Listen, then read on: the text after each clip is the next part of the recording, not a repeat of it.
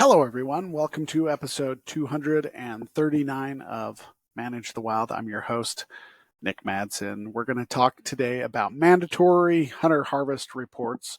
What are your guys' thoughts on these? But before I begin, on episode 237, I'm the one doing the editing, so when things go wrong, it's all on me. And when I edited the video, I uploaded the wrong one, so it came out like garbage. So I have re-edited uh, number 237, reposted. And so if you made comments on that video, I'm sorry, they got deleted, but I messed up. Also, if you're making comments, I'm going to get back to you, but I work multiple jobs and do this on the side. So it takes me a day or two to get back to you on comments. So I apologize if I am not that quick at getting back to you. Okay, hunter harvest reports, mandatory reporting. Now, I come from this in a little different background. The state of Utah, where I grew up, didn't have mandatory hunter harvest reports. They have check stations. They're not mandatory. You stop. They don't put them everywhere. And so if you harvest an animal, some areas they may be checking, some they are not. Then you get a phone call in which you can fill out some information. I've done some for waterfowl as well. They at the end of every year they would call and ask whether I harvested anything or whatnot. So I have mixed, like when I've been involved in the process, I haven't had a mandatory reporting requirement yet. When I think of reporting, I'm drawn to a situation that I see all too often, and I guess I just don't fully understand. And you guys maybe can help clarify.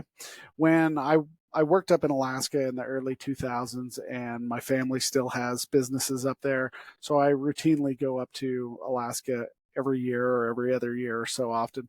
And when I'm standing on the docks after I'm done fishing, we come in and there is a little gal or a guy, they're standing there and they've got their little clipboard and they're asking whether we caught anything, and they want to know what species.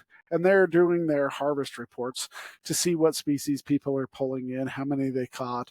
They're also taking data to see how many hours we fished, and they calculate this to help them understand better how salmon, halibut, and cod, and all the different fish are doing. And they can run these through their models, and it gives them better understanding of how populations are doing. And when they are asking me, I am giving them all the information possible. What I don't get, though, is the hostility that I see towards some of these kids. Oftentimes, they're girls that are taking these reports. And what I don't understand is the hostility I see towards these ladies as they are writing things down. Charter boat captains are coming off and they are yelling at these girls, telling them to go away and to leave them alone. And they're cussing them out. And I guess I just don't understand. Also, what I don't understand is the hesitancy people have when they come into these check stations. Utah isn't mandatory yet. They're looking at doing that. But often the challenge with the data that you get in these check stations is people often lie about their locations. I think they think that people are writing this down and then they are selling a list of where people are hunting for deer. They think that the state is going to post this list of all the locations, and that's just not what's happening.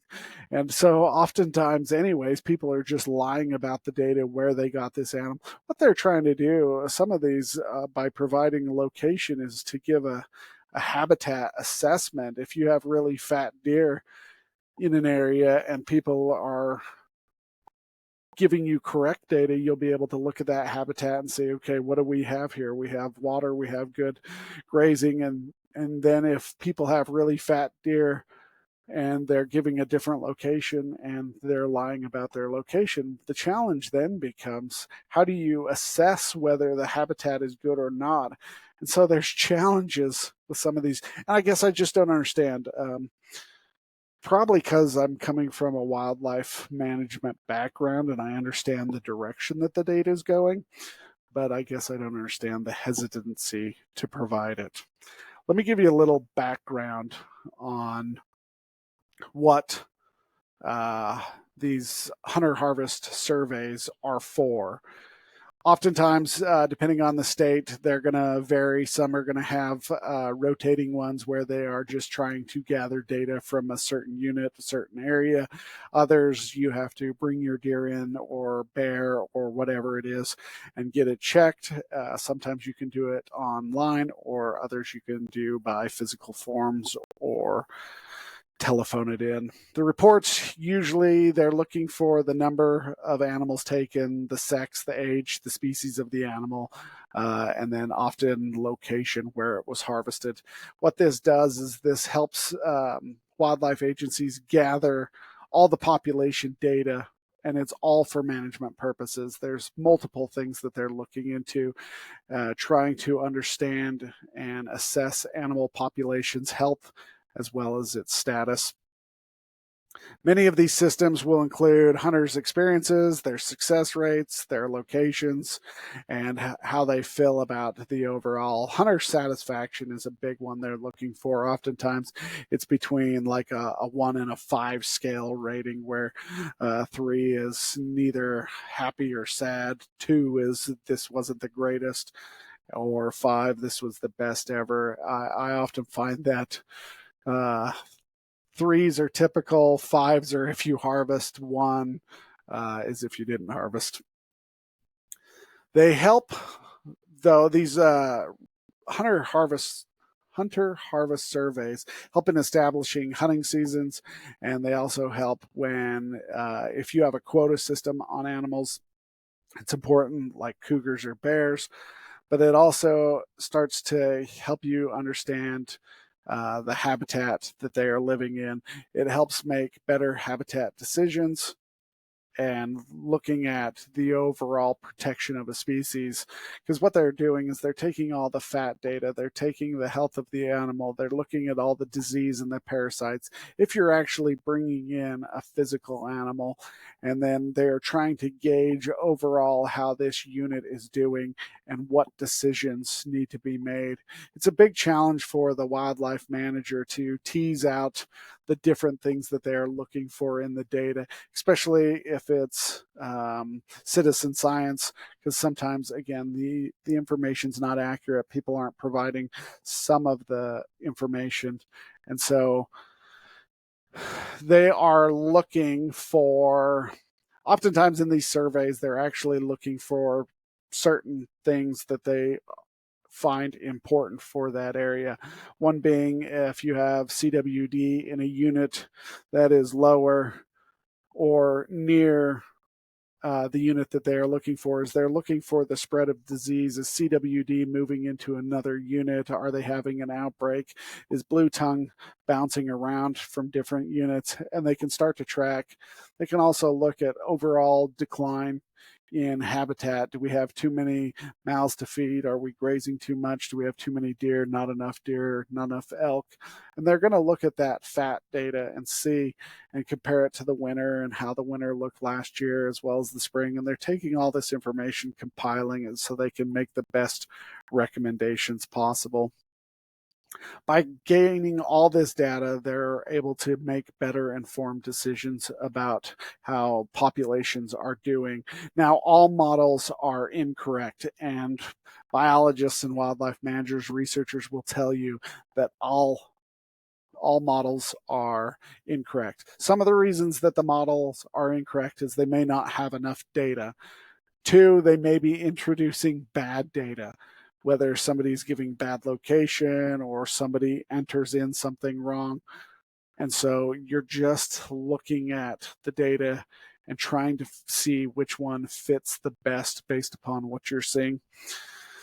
All this data helps ensure that the population is going to continue to your your conservation efforts on this population is going to allow them to continue to grow, or if you have reached a population level that you want where your estimates put you about right where you want. So if you have a population of 3,500 animals in that area and you can start looking at the data, you say, okay, our population's at 3,500. Now you take this hunter harvest survey and you start to see, because you're going to be doing it for cows, you're also going to be doing it for bulls, does, bucks. You're going to be able to look at both sexes and say, okay, now our population objective is where we want it. Now, how are they doing? Okay, the bucks look okay, but the does themselves are coming in a little light. What are some of the issues that we are seeing there? So you're making better decisions for your conservation efforts. And then it can also adjust some of your hunting practices. So if you're bringing your bucks in and you are managing for a 4.5 to 5-year-old buck, but all of your bucks are coming in older or younger, then you're going to want to change some of your decisions. The state of Utah in an area this winter had a lot of bull elk mortality. But while they were doing their studies on these bull elk to figure out why they died, we had a rough winter and they all starved to death. They were noticing that a lot of these bulls were pushing on the age limit. They were in past that prime. They were 7, 8, 9, 10 years old. And so what they can start doing is, well, that's way past the age group. Now we need to start harvesting more bulls. The challenge in that area is it's private. So how do you push that? But all this data, again, helps you make better decisions on how to manage a population. Here's the cons. This is what I came up with. And you guys can tell me whether this is true or not, because so far it hasn't been mandatory for me, but it may be. Number one con is it's just another thing that states are asking hunters to do. It's a burden. And some states are putting a requirement. If you don't fill out this survey, then you can't hunt next year. And so it's just another thing states are making them do. They're adding more cost to the tag. There's more laws against what they can and can't use while hunting, and now they are required to turn in a survey. I think that's the biggest one. There is a little bit, and I talked about this earlier, and I guess I don't understand. The con is there's some reluctance, resistance for hunters to give the most accurate, up-to-date information. I think oftentimes they believe that the divisions, the wildlife agencies will give away their data to the highest bidder. And so where they harvested that great 3-point buck or that 6-point buck, depending on where you live within the country, is now going to be sold to the highest bidder. And that's not true in what I've seen. The challenge with citizen science reporting is that it may not be the best or the most accurate. They may give you general locations because they don't specifically know where they harvested it. They may count points or tines differently. And so you start to get a little bit of bad data because just each person has their own way of interpreting how these surveys are filled out. There's also technical difficulties or challenges with reporting online. Maybe somebody was reporting, thought they submitted, maybe they didn't submit, maybe they didn't get it in at the required time, and so they're bringing in their data late. So there's all these things that can arise there. And then it goes back to there's a burden, but also a privacy concern. People don't like giving out information to governments, no matter whether it may be helpful to the populations in general or not. I think that's the biggest issue that I see in Alaska on the docks is these captains don't like, I think the captains feel like they are being tracked. If they are going to an area and they put down that they fished in this area, I think they feel like the government is watching them so they can go out and fine them or ticket them. And I think there's a real privacy concern that people have. Oftentimes they will say, we're not going to report this or whatever, and then they feel that that's just not true. So the more data, the better wildlife management is, but it's a challenge, and I do understand that. The better data you provide for wildlife agencies, the better product, the better animals you're going to get.